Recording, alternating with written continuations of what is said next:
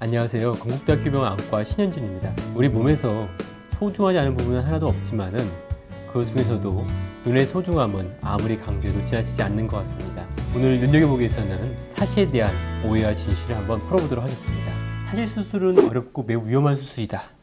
맞는 말일까요? 사시 수술은 주로 아이들이 받다 보니까 부모님들 중에서는 수술이 위험하거나 잘못되면 실명하지 않을까 물어보시는 분들이 계십니다. 하지만 사시 수술은 안과 수술 중에서도 비교적 기본적이고 안전한 편이기 때문에 크게 걱정하시지 않으셔도 됩니다. 수술은 여러 번 한다고 해서 걱정하시는 분들도 계신데요.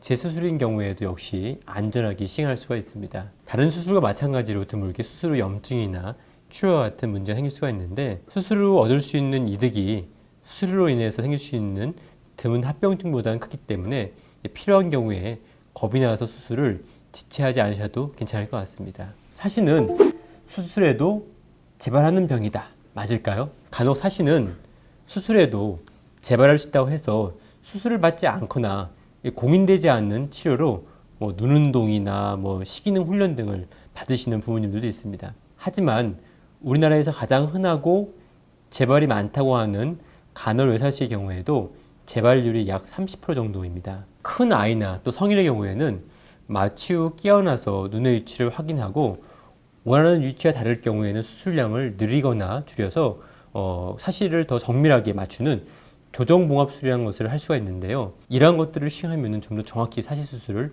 또 시행할 수가 있습니다. 오히려 질병에 맞지 않는 식이능 훈련 등을 받고 있다거나 아니면은 눈 운동을 한다고 해서 사시가 진행하는 경우에는 성공률이 더 떨어질 수가 있고요. 따라서 적절한 시기에 검증된 방법으로 치료받는 것이 무엇보다 중요하다 할 수 있습니다. 사시는 유전이다. 맞는 말일까요?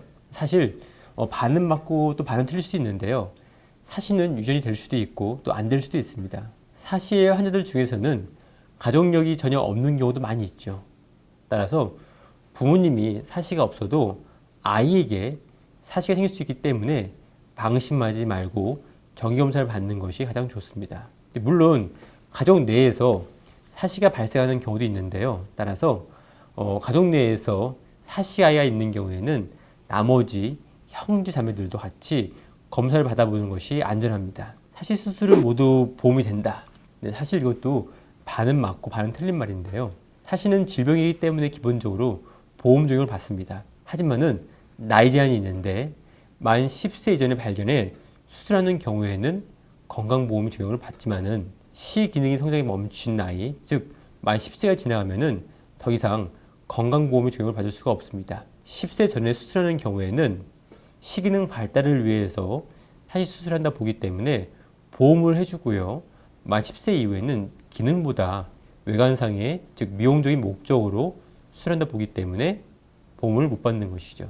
물론 뇌질환이나 갑상선 같은 전신적인 질병에 의해서 사시가 생겨서 사물이 둘러 보이는 복시가 있는 경우에 이런 특수한 경우에는 예외적으로도 10세 이후에도 보험이 될 수가 있습니다. 따라서 어렸을 때 정기적인 검사를 받아서 사시가 있는 경우에는 10세 전에 시기를 맞춰서 치료하는 것이 좋습니다. 사시는 외관상 티가 나지 않으면은 그냥 지켜볼 수 있다. 간혹 이런 부분이 계신데요. 별로 표시 안 나는데 왜 수술을 하나요? 물어보십니다. 물론 드물게 시력 발달이 다 끝난 성인의 경우에는 사시가 있어도 불편이 없으면 그냥 두고 보는 경우도 있습니다. 하지만 성장하는 아이의 경우 사시를 두고 보는 경우에 시력 발달이 제대로 되지 않는 사시 약시나 또 두 눈을 같이 사용하는 능력인 양안시가 떨어지게 됩니다. 두 눈을 같이 쓰지 못할 때의 불편함은 한 눈을 가리고 계단을 내려간다거나 주차를 해보면은 부모님들이 쉽게 알 수 있는데요. 계단의 높낮이를 맞추기 힘들고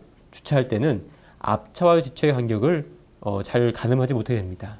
운동을 좋아하는 아이의 경우에는 이 입체시에 떨어지면은 빨리 날아오는 공을 잡는데 어려움을 호소하기도 하죠. 또한 사시는 보통 진행하는 병이기 때문에 당장은 티가 나지 않는다고 해도 시간이 지나면서 보통은 표시하는 경우가 많이 있습니다. 아이들은 원래 눈이 몰려 보인다. 사실 우리나라 아이들은 코가 낮고 피부가 거의 안쪽에 코 쪽 흰자를 덮고 있기 때문에 마치 눈이 몰려있는 사시처럼 보이는 경우가 많이 있습니다. 이것을 보통 우리가 가성내사시라 하는데요. 하지만 가속 내사시인 것 같아도 일단 안과에서 진찰을 받아보시는 것이 좋습니다. 어떤 경우에는 실제 눈이 몰려 있는 경우도 있고 심지어는 눈이 나가 있는 외사시가 있는 경우도 있기 때문에 부모님께서 겉모습만 보고 실제 사실을 진단하는 것은 쉽지가 않습니다. 따라서 정기적으로 아이들이 이상한 경우에는 안과에 가서 이상이 있는지 없는지 확인을 받아보시는 것이 제일 안전하게 볼 수가 있습니다. 간혹 사시가 있다고 하면은 한방에서 눈 근육의 기능을 회복시키고 또 신경이상을 고친다고 해서 눈이나 얼굴 주변에 지압을 받거나 또 침을 맞고 오신 분들이 계십니다. 또 어떤 경우에는 체력을 강화시킨다고 해서 한약을 드시는 분들도 있는데요.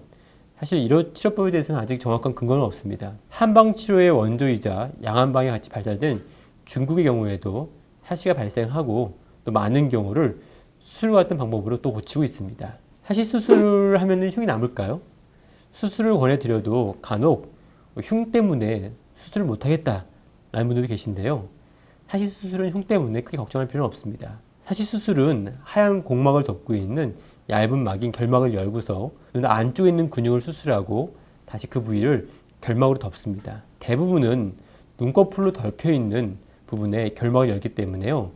사시 수술을 해도 눈에 잘 띄지 않습니다. 물론 아무는 것은 개인 차이가 있기 때문에 드물게 거칠게 상처가 아무는 경우에는 수술 부위가 피곤하면은 충혈되는 경우도 있지만은 피부를 열고 하는 수술이 아니기 때문에 피부에는 수술 자국이 생기지 않기 때문에 이 부분은 걱정할 필요가 없습니다. 사람에게 보고 듣고 느낀다는 것은 매우 중요합니다. 몸이 열량이면은 눈이 9명이라는 말이 있듯이 그 중에서도 우리 몸에서 눈은 매우 중요한 부분이죠.